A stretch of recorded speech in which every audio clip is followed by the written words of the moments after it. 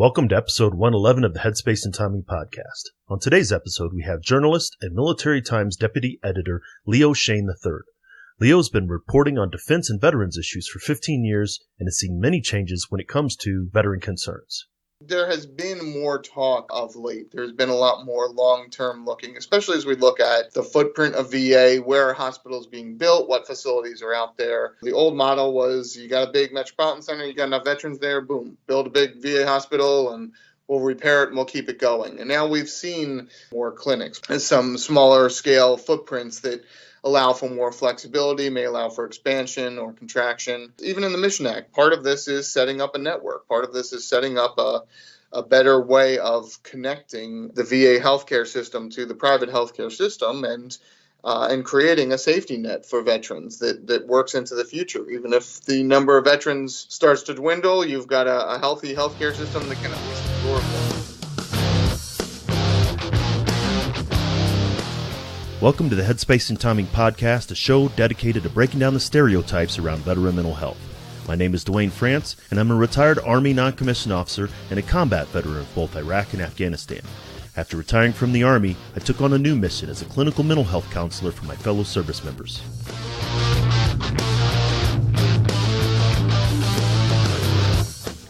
If you served in any branch of the military, then you're familiar with the M2 machine gun, the 50 cal. It's one of the most effective weapons in the military's arsenal. If the weapon's headspace and timing wasn't set correctly, however, it was just a useless chunk of metal. Veterans can be rendered inoperable if their headspace and timing's not set correctly either. That's my goal with this show, to change the way that we think and talk about veteran mental health and reduce the stigma against seeking support.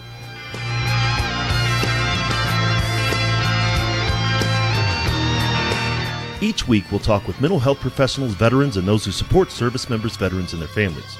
We're going to have real and honest conversations about a topic that most just don't like to talk about, veteran mental health. Let's jump into this week's conversation.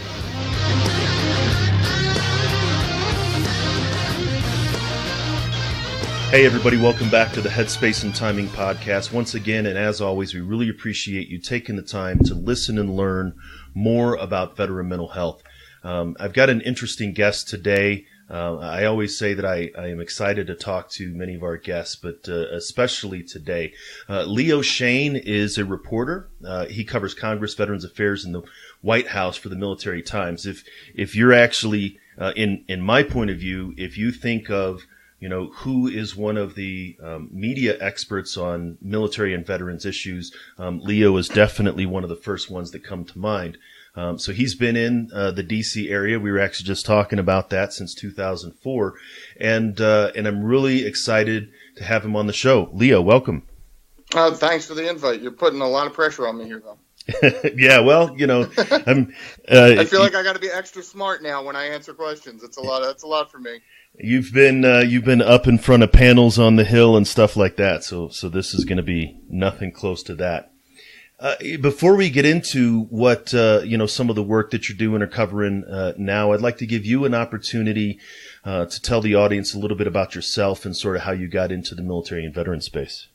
Yeah, it's interesting. I started covering military and veterans issues back in 2004. Before then, had just covered a lot of state legislatures, a lot of politics stuff. But I don't have any real military background. My father-in-law served in the Navy. My grandfather served in World War II, but I had never really looked at military and veterans issues as something I was going to focus on. And when I moved to D.C., started covering some defense issues, really found the veterans community to be incredibly welcoming.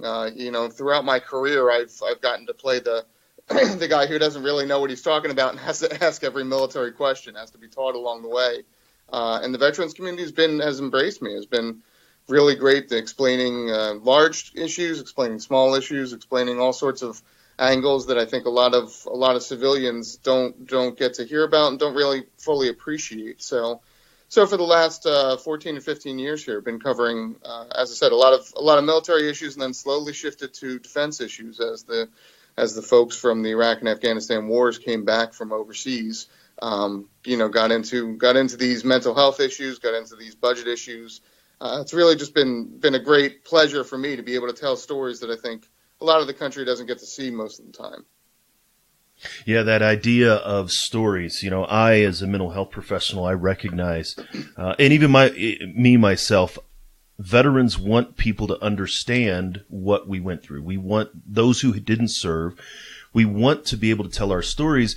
And at the same time, we don't know how to do it, and maybe you can't really drag it out of us. And so having that conduit to be able to, number one, somebody who has the natural curiosity that maybe a reporter has, but also, treats the stories fairly and reports them accurately. I can imagine that's been a huge benefit to not just you, but also the veterans that you talk to. Yeah, you bring up a good point there. I've been lucky to work for two organizations, Stars and Stripes and Military Times, that both have very good reputations within the community. So I've had fellow reporters say, "Oh, how could you ever get a veteran to talk about depression or suicidal thoughts or their TBI or PTSD, all these personal issues?" And I tell them, "Look, It's actually the opposite. I've got plenty of folks who are happy to chat about it. It's how do I fit all these stories in? I found a lot of veterans to be very, very forthcoming, very willing to share their experiences because they, at least from my perspective, they know that talking about these things can help. They know that sharing those stories, getting them out wider, can help other veterans, can help the broader American community understand what's going on. So, but I do wonder, how much of that is piggybacking off of the loyalty the community has had to those two publications. Stars and Stripes was a great experience for me for 9 years, and I've been over here at Military Times for the last 5 years doing the same great work for another company that really, really wants to be part of the community, really cares about those, our service members and our veterans. No, that's an excellent point. Of course, my one Iraq and two Afghanistans, and I did 2 tours in Germany, so 6 years. So a large amount of my career was spent overseas, in which Stars and Stripes was our only, a newspaper essentially, right? I got a great quick story. When I was in Afghanistan, I was there with some CNN guys and some LA Times guys, and we're going out on a deployment, and the folks who were taking us out came over to introduce themselves and shook the hands, and they sort of nodded their heads at the LA Times guys, nodded their heads at the CNN guys, and Stars and Stripes. They said, "Oh, Stars and Stripes! Oh, I read that every day. Can you get my picture on the front page?" And they start doing it, and the CNN guy was not happy. The CNN guy was like, "You're just, you paid them off. You did something." I told you, "No, man. This is the hometown paper out here. You guys are secondary." Exactly. Welcome to the where the big fish, and really that was a big thing. I think I was in Afghanistan when the Affordable Care Act debate was going on. I don't remember any of it because we had more stuff going on, and we had much more important things to consider. So especially now as these conversations, I don't have any recollection of what that was. Because we were focusing on obviously the mission that we were doing and things like that. And so, having that kind of ability to, again, you said to be the hometown paper and sort of reach back. But then you've shifted from reporting and absolutely we're still doing things in Afghanistan. There's troops still in Iraq and of course Syria. But you said that you've shifted from reporting on active military operations in the Department of Defense to doing a lot more veterans issues. When you started in 2004, there weren't a lot of OIF and OEF veterans because it had just started, right? Yeah, and what we've learned over the years is not that there weren't a lot of issues, but that they weren't focused on, right? I mean, we didn't have the OIF and OEF guys back, but we did have plenty of Vietnam vets who had undiagnosed PTSD, who had significant problems with their benefits, who had all sorts of headaches with the VA that didn't really get addressed until that wave of Iraq and Afghanistan vets came back. So you're right. As I said, back when I started in the 04, 05 area, it was almost exclusively looking at the military, looking at personnel policy, pay raises, and housing and all that stuff. And over the years, as more veteran stories started to creep in, my editors started to poke me for more, and then I started to push for even more. I mean, I feel, there's a very big reporting contingent down at the Pentagon. There's a big defense reporting corps that does a really solid job. Maybe not as much as we always want, but is paying attention to not just the Pentagon apparatus, but what folks are doing overseas and all of that. But the Veterans Reporting Corps is still pretty small in the country. There's only about 5 or 6 of us that really are covering VA issues on a full-time basis, despite the fact that the budget has quadrupled over the last 15 years, despite the fact that, there are veterans in every community across the country. That's always the thing that kills me. I understand why newspapers have education reporters. I understand why they have, some environmental reporters. These are important issues. These are things that affect every community. But just about every community in the country has veterans too, and understanding what they bring, what they're dealing with, what their challenges are is an important part of understanding your community. So I'm happy. I'm always happy to be able to tell those stories and give a little bit more insight into what it means to have served, however it was, and what it means to still be a person who's got that mindset. You bring up a great point, especially about, maybe, military and veterans issues is an additional, beat that someone tacks on to maybe a local reporter or something like that. And I hear from a lot of veterans that they're concerned about how veterans are portrayed in the media, but especially how mental health is portrayed in the media, right? And again, as we'd mentioned before, before we started talking, that not that you're talking for all journalists, but this concern of, over pathologizing PTSD, the idea that all veterans have PTSD. From a reporter's perspective, I'd be interested to hear your thoughts on that. Well, I'm pretty smart. I think I can speak on behalf of all journalists. I think that's fine. They'll all agree with me. No, look, it's this is a constant problem, and it's something that I see veterans cringe about all the time, and frankly, I cringe too whenever there is a veteran who's involved in some sort of violent act, a shooting, whatnot. That becomes the default. Oh, well, that's why. And I've met plenty of veterans. I've talked to plenty of folks, and there's nothing that makes me believe that veterans are more likely to hurt other people or to be more jerks than anyone else in the country here. It's a lack of familiarity. There's a lot of folks for whom PTSD is still a scary, far away, foreign concept. And one of the things I run into all the time when I'm talking to folks is people think PTSD is exclusively a war injury. People don't think of PTSD as something that happens after a car accident or after a mugging or after some sort of traumatic event that happens in your life. People seem to always associate it with being in the war and terrible combat injuries, and you come back broken, you come back a whole different person. So that permeates, and I've seen plenty of pushback from news organizations now. I think that was the easy excuse maybe 6 or 7 years ago, and now people are getting smarter.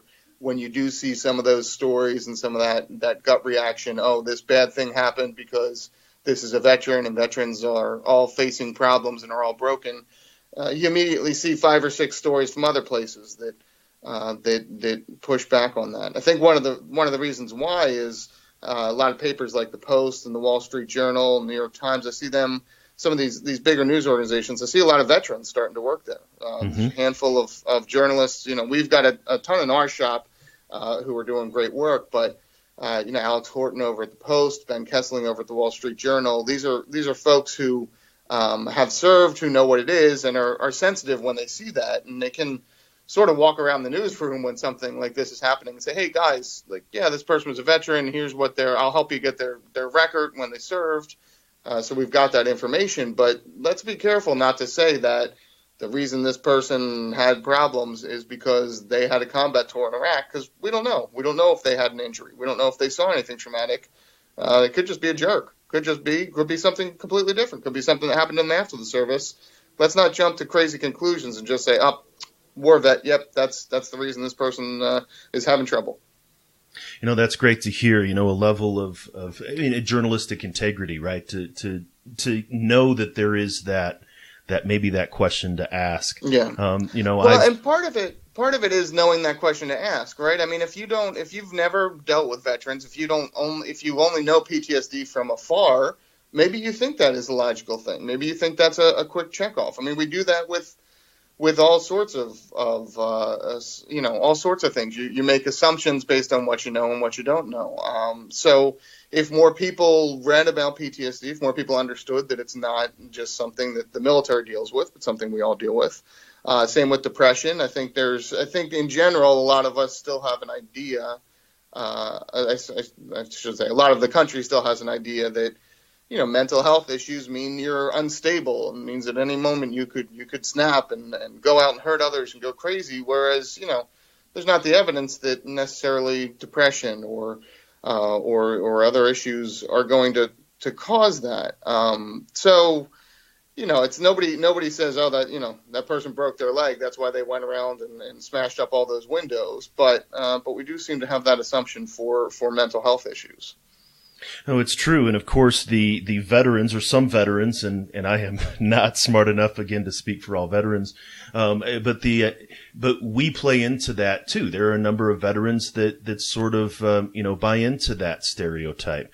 A quick story from my point is, last year I had a local reporter here wanted to talk to me as both a veteran and mental health professional about whether or not neighbors should stop doing fireworks around veterans, right? And is it going to trigger veterans and things like that? And we had a good 10, 15-minute conversation, and I was feeling pretty good about it. Of course, and my point was, we didn't cause the environment to adapt to us. We were in the military. We adapted to the environment. Treatment is available. You can overcome these kind of things. It's not necessary to make others stop doing what they're doing. Essentially, she chose about a 15-second snippet of our conversation, and then she went to the local VFW and found a couple veterans in the basement that said, oh yes, absolutely, every time a firework goes off, I hit the table and I can't stand it, and everybody should. I mean, and she or her editors probably had an angle they wanted to portray, but some veterans will freely buy into that.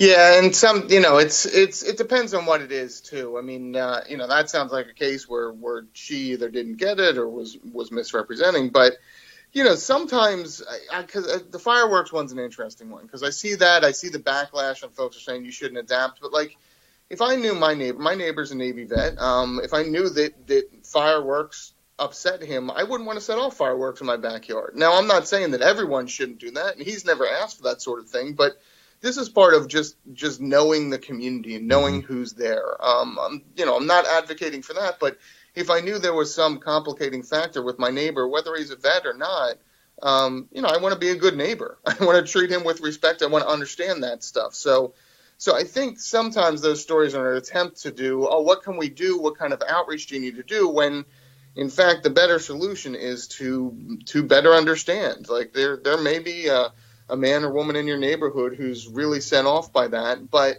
a better treatment, a better long-term help for them would just be to be more neighborly, to be able to have them over for a picnic beforehand and say, hey, these guys are going to be setting off fireworks, just a heads up over there, but also like, why don't you come over for a burger? Let's talk. Let's make this whole thing less mysterious. And I've never one of the things I tell people all the time is I've never really understood why people, why a lot of America has this sort of perception or fear of a vet who's going to go crazy, but then also a lot of respect and deference to law enforcement who deal with a lot of the same issues, see a lot of the same things. I'm not saying they're exactly analogous, but I think a lot of Americans, if you said, invite a combat vet over to your house or invite a police officer to your house, they wouldn't think twice about the police officer, and they'd be panicked about, is the combat vet going to be okay?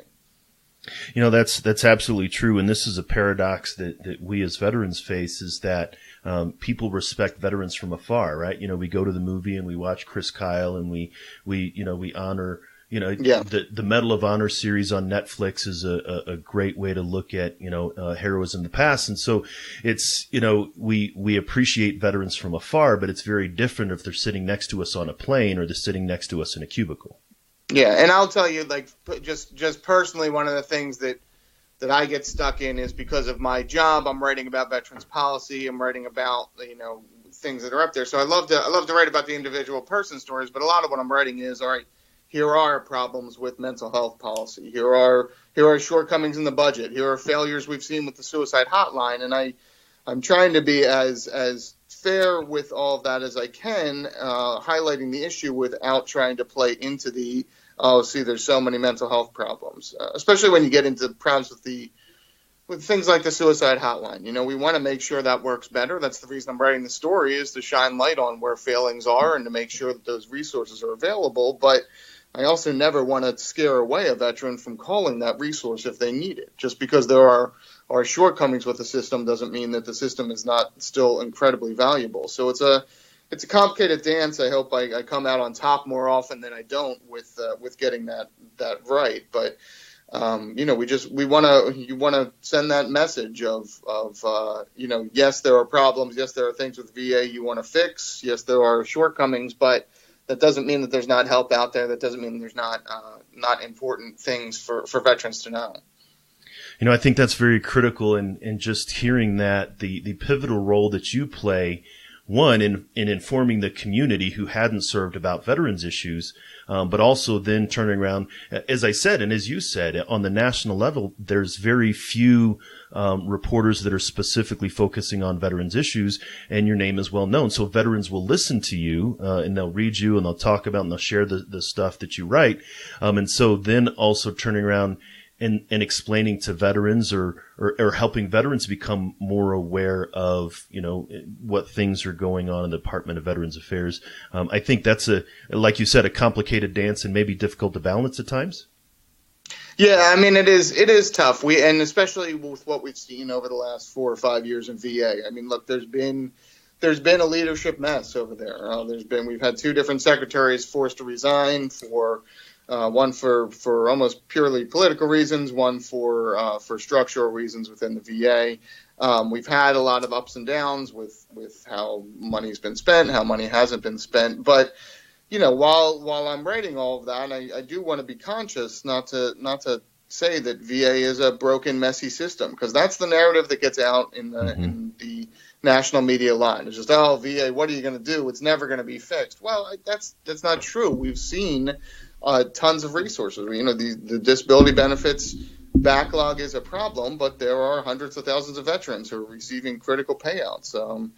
Somebody should, you know, we're going to see this again in the next presidential election cycle, because we saw it in the last one. There's going to be some candidates who come in and say we should get rid of VA and just hand checks to veterans. Well, that's, you know, at least from my perspective, that's a pretty big disservice to what is being done in VA in terms of healthcare, in terms of mental health care, in terms of transition support programs, in terms of education benefits. There's a lot of good news that goes on at VA, but it's a massive bureaucracy, and it's a massive bureaucracy that needs to be held accountable for when it has failings. So complicated dance not just for me, but for lawmakers too. I do hear from them a lot saying, you know, I want to be able to really hold VA leadership to the wall and say, look, you've got to fix this, without convincing veterans that it's a disaster of a system, and without misleading the public into thinking that everything with VA is broken beyond repair and it's a system that can't be saved or improved. You know, and that is critical, this idea of, you know, how do we report accurately what's going on, but also not deter veterans from accessing the VA. I am a mental health counselor that's in the community. I work very closely. I have a lot of colleagues that I respect immensely. I like to say that I enjoy working with the VA. I don't want to work for the VA, because I firmly do believe that there needs to be providers in the community that have connection back to the VA that says, you know what, you know, this is an issue that can be managed in the VA. This is something that can be done. You know, the immense resources. I like to say that, you know, I'm like a light infantry strike force. I can respond quickly. If a veteran called today, I can see them tomorrow, you know, and so community providers who are culturally competent have the ability to be more flexible, just because we don't have the overwhelming, crush. but also the VA is like a combined strike force that, when they come in, they have a whole lot of resources available that I simply don't have. I can't get someone into the Denver PTSD program from the VA as quickly as one of my VA colleagues can. And so I firmly do believe in cooperation, not competition, collaborating, a good community connection with the VA. But then, as you said, and you've seen, I'm certain that you've seen from 2004 all the way up to now, a change in the VA. You mentioned, the leadership challenges. I had the honor of attending a conversation with Bob McDonald, and he said that when he was, the CEO of Procter and Gamble, he was geared up for that for like 15 years. But if the VA were a Fortune 500 company, it'd be like Fortune 9, and it's had extreme CEO turnover, right? I mean, you wouldn't see this level of CEO turnover in a Fortune 9 company and have it be stable, right? And so this is one of the things that is the challenge. I'd be interested to hear what you've seen, the changes from 2004 to here we are almost, 15, 20 years later, the changes that you've seen in the VA.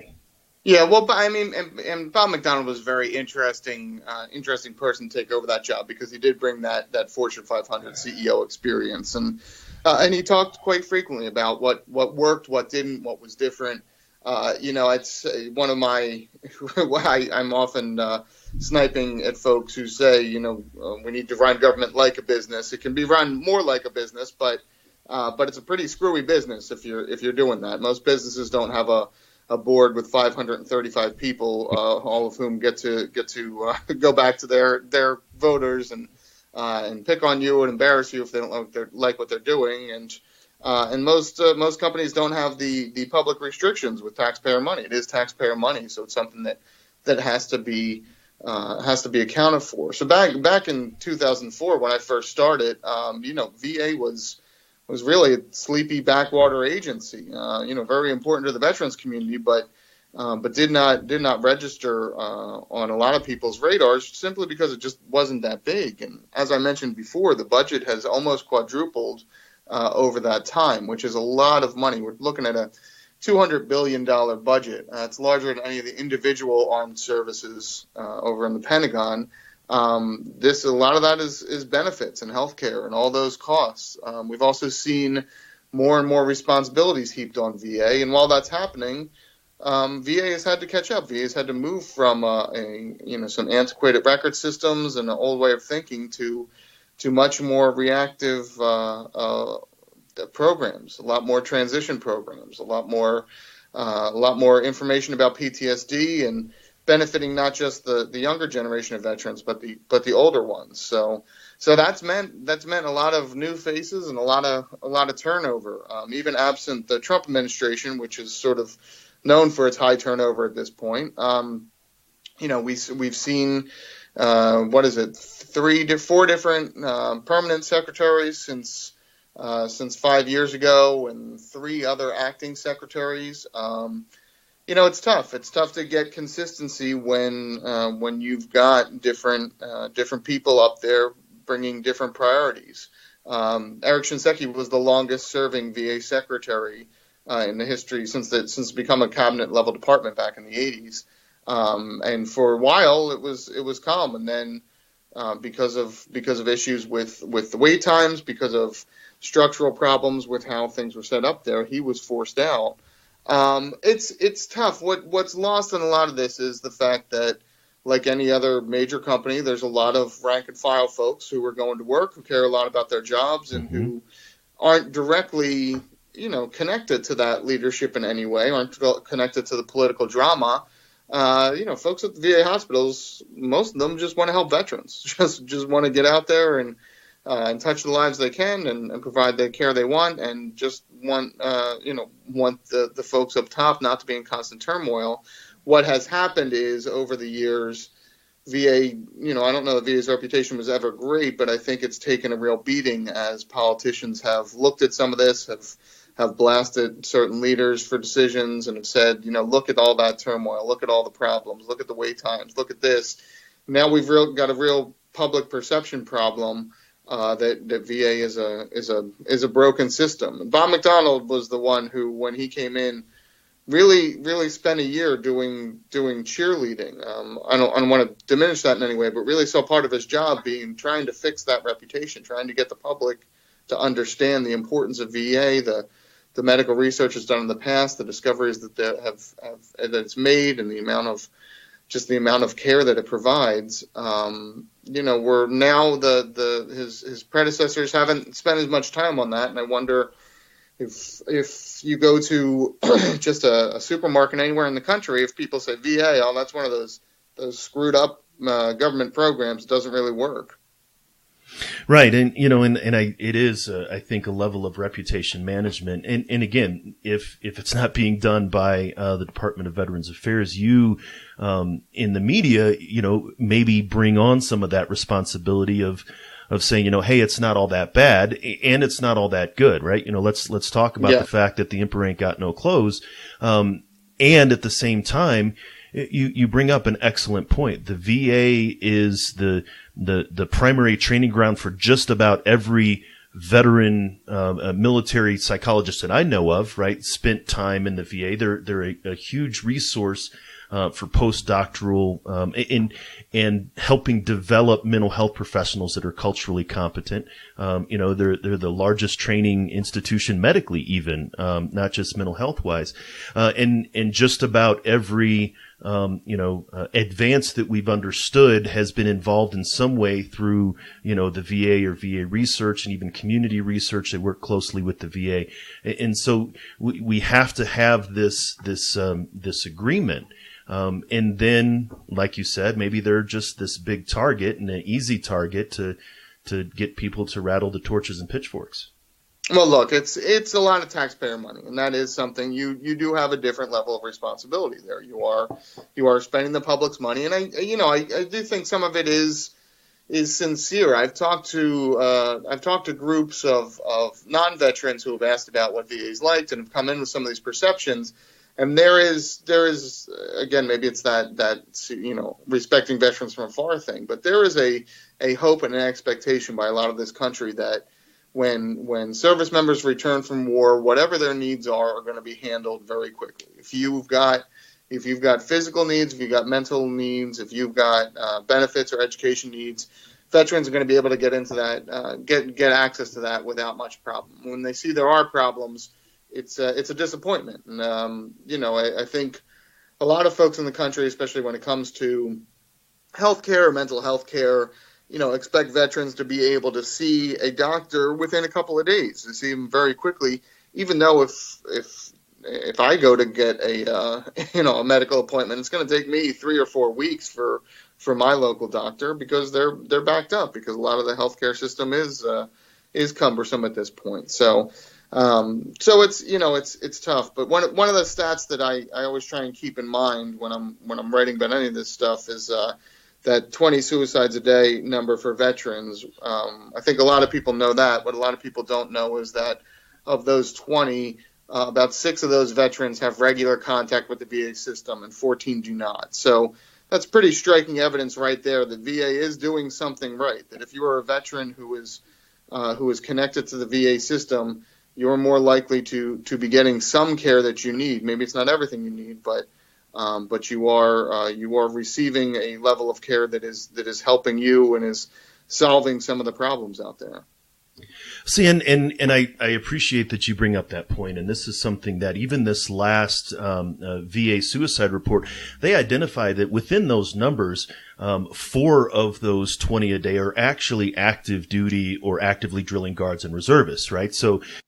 Yeah, although so this is a little bit of a side note, but there's some changes they made to those numbers. There's some problems. I've been trying to poke them for months, trying to figure out exactly how they break that down, because those numbers don't add up to what some old numbers added up, and I don't know. Look, it's not an easy thing to get a handle on how those stats work. They are very clearly trying to get more transparency, because if we don't understand what the numbers say, it's a whole different thing. And I still see a lot of folks citing the 22 suicides a day number, which we've gotten off that for the last few years, but it shows how long it takes to educate the public. So those active duty numbers, they're playing a role in there, and if that's a role, some of that comes out. I think they mislabeled them at one point and then backed up, but it's tough. It's important to figure this out, and it's important to keep having that research. And the big debate right now is this issue of the Mission Act and how much care is going to go out. The president keeps talking about giving veterans more choice and letting veterans go into the private sector and get care. And there's good with that. There's bad with that. There's a lot of issues, but it's an issue where I think the president and some politicians have found a way to simplify it, make it sound good, but the public needs to better understand that, look, just because we give veterans more options doesn't mean that everything gets solved. Doesn't mean that we have, as you said earlier, the culturally competent healthcare providers who can help out veterans or who can provide the care they need. No, you're absolutely right. And in the Mission Act, and my organization has been providing mental health care in the community since middle of 2016 through the Choice Program. And I feel as though we as mental health providers also need to be involved in that conversation because I don't want a veteran to see somebody who doesn't understand the unique aspects of military service, right? We want the veteran to get the best care that they can in the best time that they can. I have a colleague who she moved here from Colorado Springs and now she's working with the reserve unit, I think in Ohio. And she said that we're spoiled here. I think as we had mentioned before we started talking, is we have a large number of military and veteran populations in Colorado Springs and places like San Antonio. And so, of course, having more access to that culture, more familiarity with that culture, we would have a larger number of culturally competent individuals in this population. But the RAND study that came out that looked at New York, for example, and especially outside the city, but just New York is not a place where a lot of veterans, it's not an America's smile, right? Coming down through the Midwest and the South and up the East Coast. And so if you have less veterans, then you're likely going to have less individuals who are culturally competent. I've had calls from people from, Portland or, in places like that, they're just like, I just need to find a mental health professional who understands and who gets it. And so that is a delicate dance because veteran mental health isn't like podiatry or orthopedics, because a broken knee is a broken knee. Doesn't matter whether I got it broken jumping out of a helicopter or on the football field. We as mental health professionals can and should get involved in the conversation to say, that's absolutely true. I don't want a veteran to see somebody that's not prepared for them. Yeah, no, and that's the key. It's going to be how is it implemented? In your area, it makes a lot of sense for VA to be reaching out and using those resources if they've got folks who know what they're talking about, who know how to handle a veteran. If I don't think it's just a matter of folks who know what they're talking about wanting to help those veterans. I think that a lot of doctors who don't know what to look for with the veterans population also don't want veterans. I mean, they don't want to be responsible for missing something critical. If somebody has a great tip on an environmental story, I don't want them to call me. I don't know what to do with that. I don't know what I'm looking for. I don't know how to write that story because I don't have the background. But if somebody's got a great tip on a veteran story, I want them to call me. So it's, what might be great for one community isn't going to be the same. And I think that's where a lot of the fight's going to be. Is this a one size fits all? Everybody can go into the community now and it's cured? Or is it going to be okay, for some communities, this will be great. And now that we see what networks are out there, we don't need to worry about maybe surging mental health capacity in Colorado, but we sure need to worry about surging it in New York. So now let's look at VA's hiring practices and get more mental health professionals up there. Let's move them over here. A lot of questions about what hospitals need to be built, what facilities need to be built, where does that go in the future. So it'll be some interesting fights, and I know that there's a lot of this that comes down to politics. A lot of it comes down to questions of privatization and questions of government responsibility and stuff. But there are also a lot of lawmakers who are trying to figure out how do we put in statute ways to fix this without limiting what's available. Yeah, and I think also along with the the political realities and the goals, and there's you mentioned it before, a very personal need to say that we want to take care of our veterans, right? So this can be a very emotional issue, on a very personal level, as opposed to just of course being good stewards of the taxpayers' money, and I think especially this privatization fight, there's a lot of emotion behind it as well as a lot of logic behind it. Yeah, no, I mean, you asked before how things changed. I obviously didn't cover the military in the 70s when folks were returning from Vietnam, but we all know the stories of how the public blamed the troops a lot for that war. In 2004, even we'd had fighting in Afghanistan. The Iraq War was winding up. There's a lot of controversy over that war and the reasons behind it and the politics, but the public response was very evolved from what we saw in the 70s. You saw a lot of support the troops, don't support the war, which is great, but that also leads to some lack of understanding. So I think there are a lot of folks who, at least in the general public, who are looking at this and saying, again, I want to make sure that veterans get what they need. I just don't understand what that is. But if I get the impression that you're not supplying what they need, I'm going to be very angry with you. Right. And I think that even as you just said, what we know or we believe, and it's accurate too. My father was a Vietnam veteran, and I work with Vietnam veterans now, is what we understand. But I get the sense that you're capturing, of course, you're reporting on what's going on now. But the VA of today isn't the VA of 2014, and it's not the VA that is going to be here 15 years from now. It is, we're in the middle of trying to turn a battleship in the middle of the ocean. But everything seems so critical right now, so imminent right now, because it is very current. Yeah, there are very big decisions happening now, and there are things, there's always some things that are going to have long-term ramifications. But look, for all the controversy that President Trump courts, he's got some very big VA achievements to list here. The accountability bill that he's passed is controversial, but is something that Republicans have been pushing for a while. Electronic medical health records have potential, if they can get this new system up and running. It's a 10-year project, but that has potential to make care across the VA systems and within the private sector much easier. If you're a doctor who doesn't know a ton about veterans, but you get a medical record that lists several things to look for, now you've got a little bit more of a cheat sheet to work with.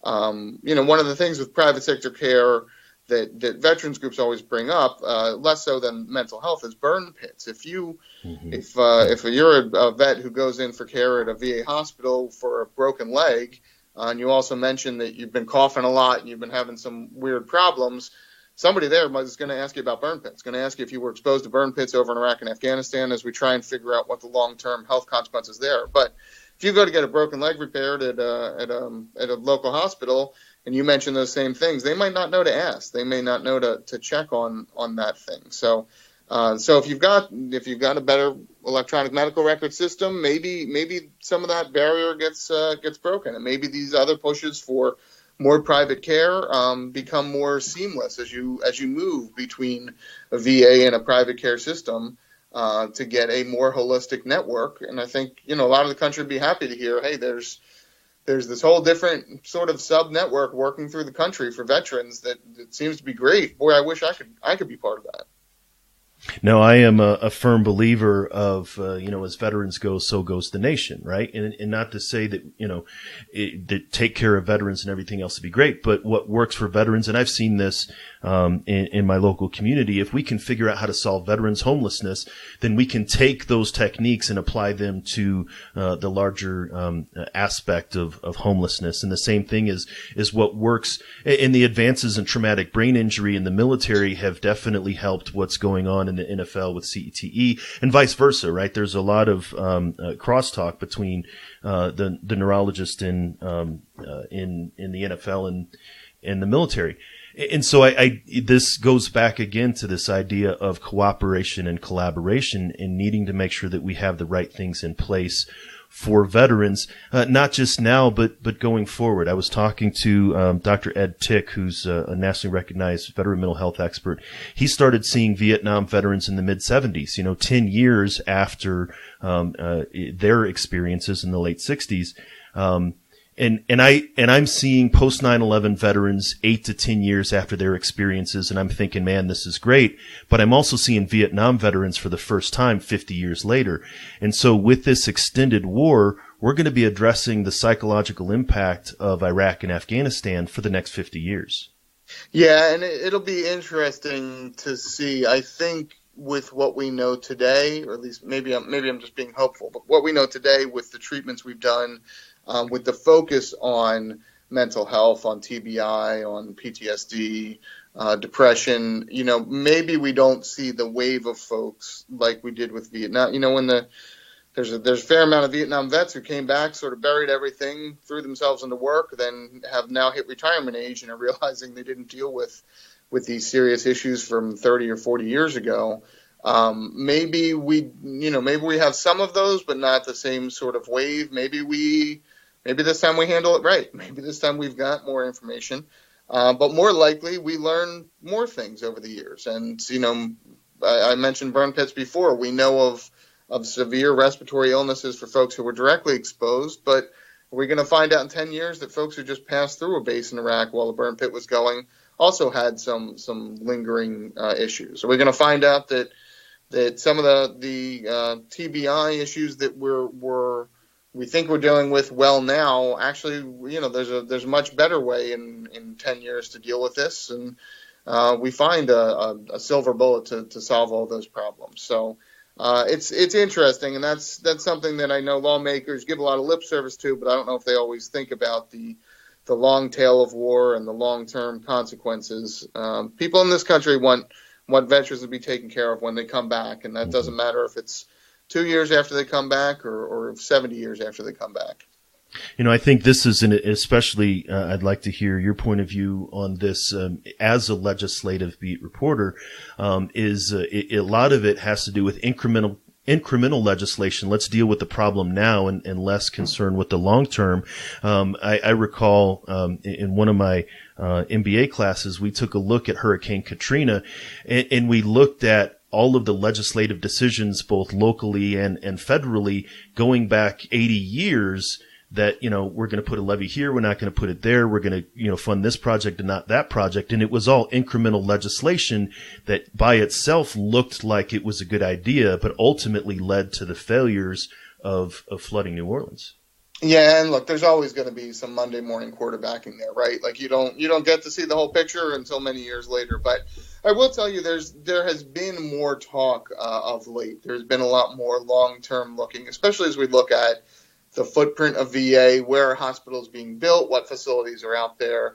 The old model was you got a big metropolitan center, you got enough veterans there, boom, build a big VA hospital and we'll repair it and we'll keep it going. And now we've seen more clinics. We've seen more some smaller scale footprints that allow for more flexibility, may allow for expansion or contraction. And even in the Mission Act, there's part of this is setting up a network. Part of this is setting up a better way of connecting the VA healthcare system to the private healthcare system, and creating a safety net for veterans that works into the future. Even if the number of veterans starts to dwindle, you've got a healthy healthcare system that can at least absorb them. So we'll see. The conversations happen. I do feel like the last several years, as we see, frankly, the veterans population shifting in where it's located and also decreasing. We're not expected to plateau for a few more years here. They're talking about it. We'll see if they're succeeding at getting it right when the time comes. Those are some great points. I really appreciate you taking time out on a snow day in DC, to be able to have a conversation. I'd like to give you an opportunity, maybe some last thoughts that you'd like people to think about, maybe, between the media and mental health and the veteran community. Yeah, I guess the only thing I would leave with is I hope people do try and be a little more savvy with how they think about. I think your audience is a little different than the general audience that I'm usually giving this pitch to. But there's a difference between giving up on a system and expecting more of a system. And I think VA, for all of its faults, there are a lot of good things happening there. There's a lot of very important mental health care, a lot of very important health care and services. And I think, veterans should demand more without giving up on the system. I'm hearing from veterans all the time who do go talk to a counselor, do go get PTSD help, and are happy with the results they get after they get through scheduling issues or after they have other problems, after they have a long drive to get there. So there are sacrifices. Nothing's ever going to be perfect, but I think giving up on the system is very different than expecting more. And I worry that too often veterans hear stories of problems with the system and say, "Oh, well, forget that. I don't even want to try it." When the actual message should be, you may need to get in there and see the problems and also be a little bit of an advocate, be able to get the care you need, and also say, "But if you did this, and this, it'd be a better system," and tell the system that, tell people that. So, it's been interesting. Like I said, I think a lot of the country wants a great healthcare system for veterans, whatever that means. Veterans have to play a role in helping define that. That's a great point. And I try to do the same thing when I see veterans, and I did the same thing with my soldiers in the Army. They go, "Oh, I hate the VA." Well, you can't get the VA in the chair and say, why do I hate you? I mean, it's a bureaucracy. It's not an actual thing. Let's figure out what the obstacles are. And I describe the VA as a diesel engine. It takes a little bit for it to get going, but once it gets going, it works really, really well. And look, I hate the Department of Motor Vehicles, but I still go get my driver's license because I want to drive around. So, sometimes you can hate the bureaucracy, but still get what you need out of it. Yeah, no, that's a great point. So if people wanted to reach out to you, you're very active on Twitter and social media. How can people find you online? Yeah, I'm on Twitter at Leo Shane. That's probably the best way to poke at me. You can also read all of our stuff at militarytimes.com. If you find some of my stories, you'll always find my email at the bottom. Try and answer as many emails as I can. We're getting more and more.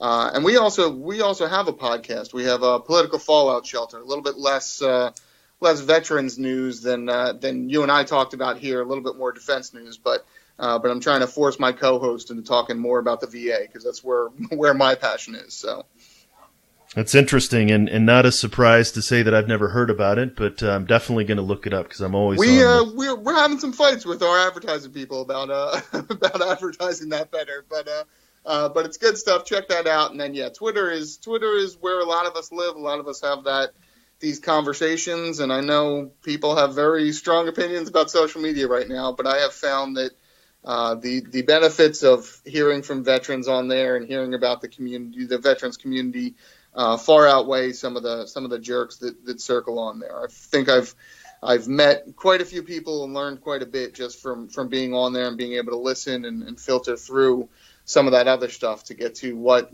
veterans are really talking about and really care about. Yeah, absolutely. And you're doing some great work, and I really appreciate you coming on the show. No, I appreciate it. Thank you so much for the invite.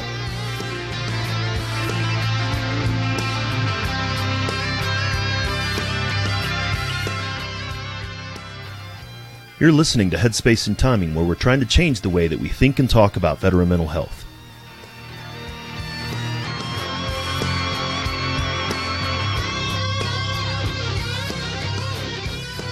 It was great to get a perspective on veterans' issues through the eyes of a journalist.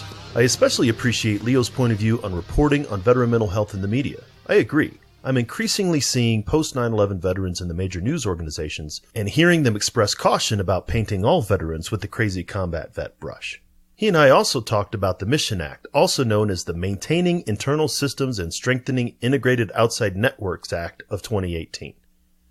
Here's a description of the Mission Act from the VA website. This legislation will strengthen VA's ability to deliver health care by consolidating VA community care programs into a single program that's much easier to navigate, expanding eligibility for a program of comprehensive assistance for family caregivers, strengthening VA's ability to recruit and retain the best medical providers, and strengthening the VA's infrastructure. Like when the Choice Act was implemented in 2014, it remains to be seen how this will impact veterans, but as he and I both mentioned in the episode, there's a need for all mental health providers, both inside and outside the VA, to collaborate in order to get the best possible care for veterans. Lastly, a note. When Leo and I recorded this show, his podcast was called The Political Fallout Shelter, but has now been renamed the Defense Nerds Podcast. Leo and Defense News Capitol Hill Bureau Chief Joe Gould introduce listeners to the stories behind the latest military happenings on Capitol Hill. Each week, they'll bring an insider's perspective on what the biggest headlines are, why the public should care, and what's coming next. Make sure to check out the link to their show, which can be found in the show notes. Thanks for taking the time to listen. If you want to check out the show notes, go to veteranmentalhealth.com/HST111. Share the link to the show with somebody that you think might enjoy it. We're always looking for guests, either veterans or those who support them. You can drop me a line at info@veteranmentalhealth.com to recommend guests, or you can go to veteranmentalhealth.com/guest to fill out a suggestion or request. Just a reminder that the guests and information in this show are for educational purposes only and not meant to be considered professional advice. If something you've heard makes you think that you should reach out and talk to somebody, then please do so. I'd like to thank Doc Todd for giving us permission to use his track, Not Alone, from his album Combat Medicine. Doc's trying to bring the discussion about veteran mental health out of the darkness and into the light, and you can see all of his work at therealdoctodd.com. Be on the lookout for another great episode, and until then, remember, veterans, you're not alone. Ever.